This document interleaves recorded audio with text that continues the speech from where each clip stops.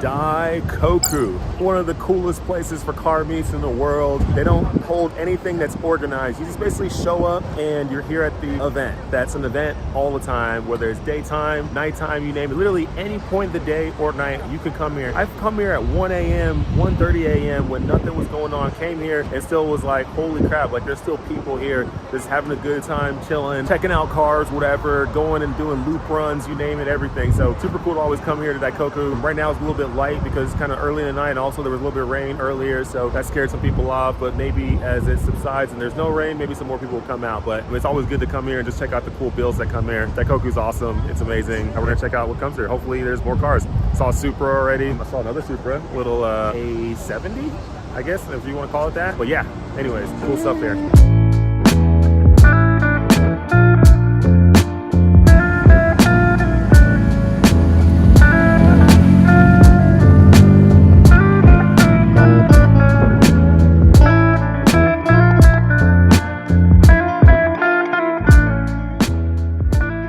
Like Lawson's here at Daikoku has a new vending machine. I've never seen this before. Let's see what they got in here. It looks like they got sandwiches and ice cream. Holy crap, I think I might get some ice cream. I didn't know it was there ice cream, and it's hot today. This is like a perfect day for ice cream. Not in the winter, but right now it's late summer and it's hot. Yes, yes sir, I'm going to get some of that. They even got these like meat pie style things or whatever. Pretty cool stuff.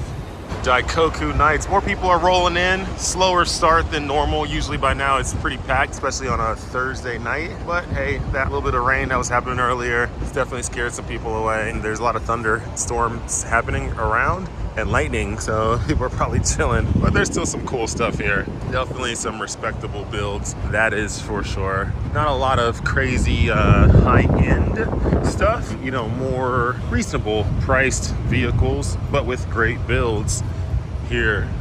The only R34 GT-R here, whereas sometimes when I come, usually there's another couple, 2, 3, sometimes more, depending on the night and what's going on in the world.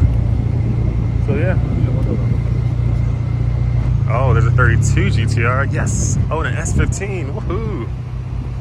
Wait, this S15, I think I saw that earlier. Wait, maybe I didn't, I don't know, I can't remember. Looks good though.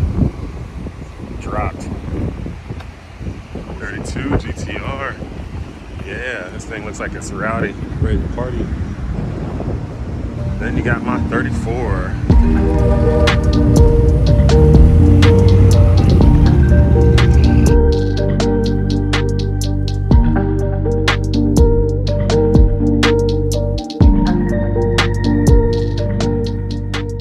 That's going to conclude my Daikoku evening for this first part of tonight. I might swing back later, but I gotta go do some other fun stuff. Stay tuned on the next video of what happens next, because I'm sure a lot of you who follow JDM folklore, you know about the Wangan, you know about the C1 loop, you know about Yokohama, you know about all that stuff. I'm about to show y'all a nice little cruise on one of those. I'm sure you're gonna like it, so stay tuned for the next video because that's what's coming up next.